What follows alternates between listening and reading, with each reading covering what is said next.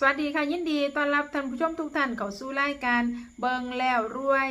456ค่ะพี่น้องค่ะมาพบมาพอกันกับในช่วงแรกค่ะของมือวันที่12ค่ะเดือนสิงหาคมนะคะปีพุทธศักราช2569นะคะพี่น้องค่ะมื้อนี้ค่ะแอดว่าพี่น้องบรรเทาสุขุสุขนะคะมาติดตามรับชมรับฟังแนวทางนะคะจากแม่วันริมโขงด้วยค่ะพี่น้องค่ะแนวทางรัฐบาลไทยนะคะแรกนี่ค่ะพี่น้องค่ะแม่วันเราเน้นให้เม็ดเดียวค่ะแนวทางของแม่ว่านริมโขงมื้อนี้นะคะจะได้มาเป็นตัวใดพี่น้องมาติดตามรับชมรับฟังคลิปนี้พร้อมๆกันแม่ว่านคะสวัสดีค่ะจ้าสวัสดีจ้าค่ะแม่ว่านเออแม่ว่าลงเขาลงซุ่มนั้นเขาก็ลงไปแล้วเนาะจ้าลงน่ะมันไปออกเล่าปุ๊บค่ะ30ก็ออก70ก็ออกโยมันสิยังอันนี้วะค่ะ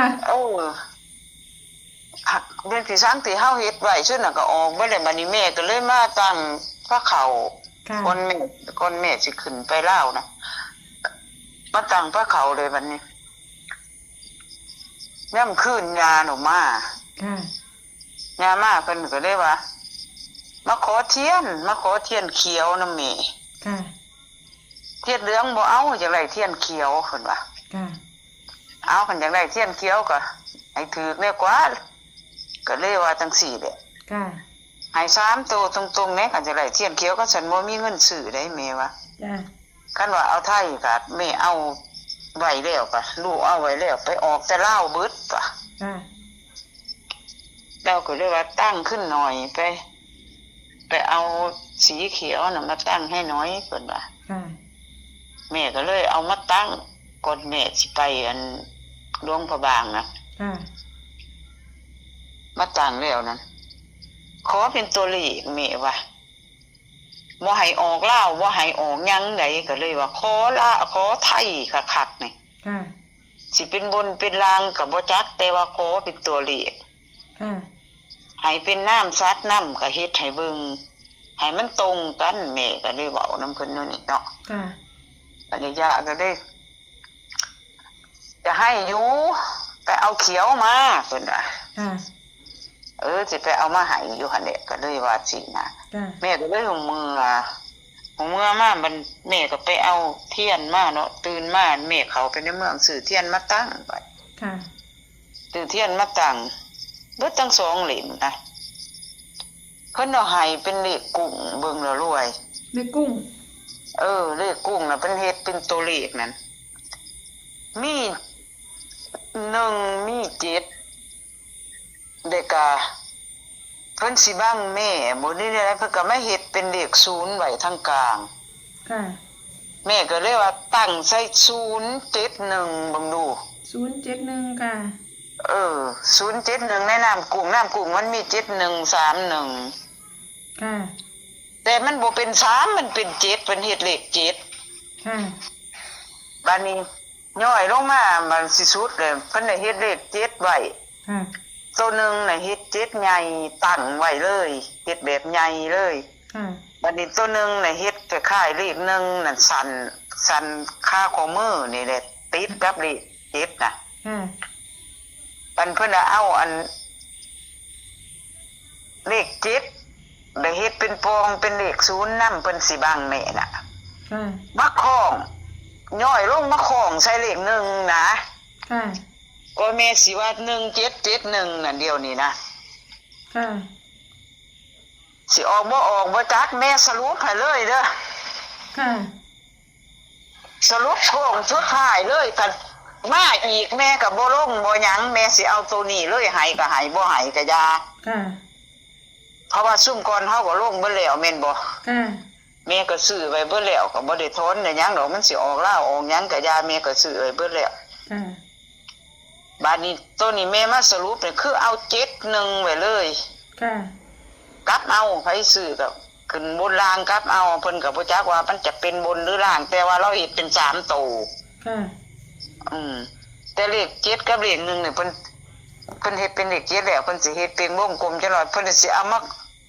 ย่อยลงมาสอดใส่เลข1เลยนะคือเฮาเฮ็ดเลข1เฮ็ดเลข0สอดลงจังซี่นะแล้วบัดนี้ มาตั้งหมุนตาเล่นเอามี01หันเบิ่งแล้วรวย 01ค่ะก็71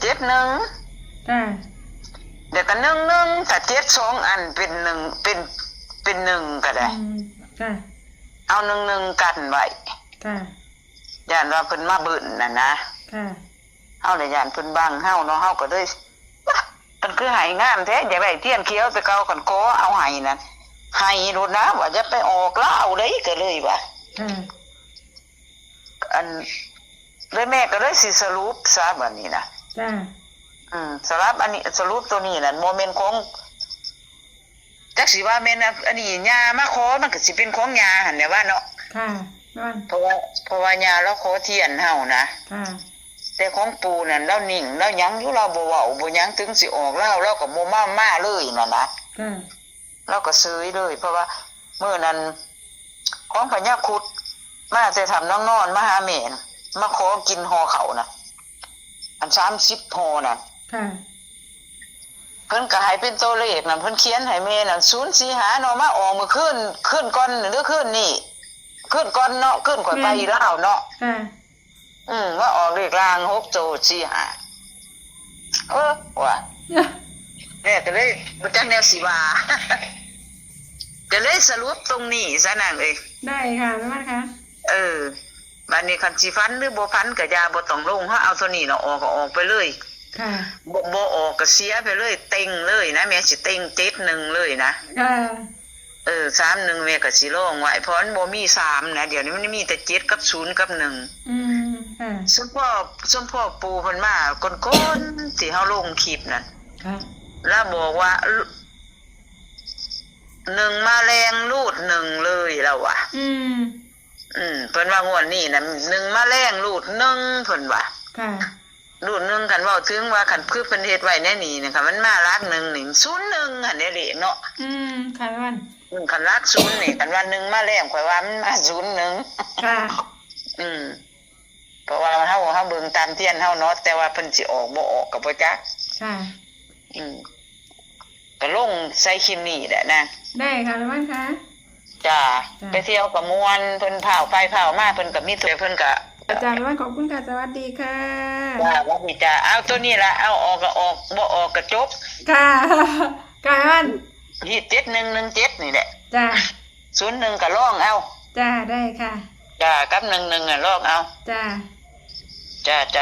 ขอบคุณแม่ว่าหลายๆด้วยค่ะจ้าสวัสดีค่ะ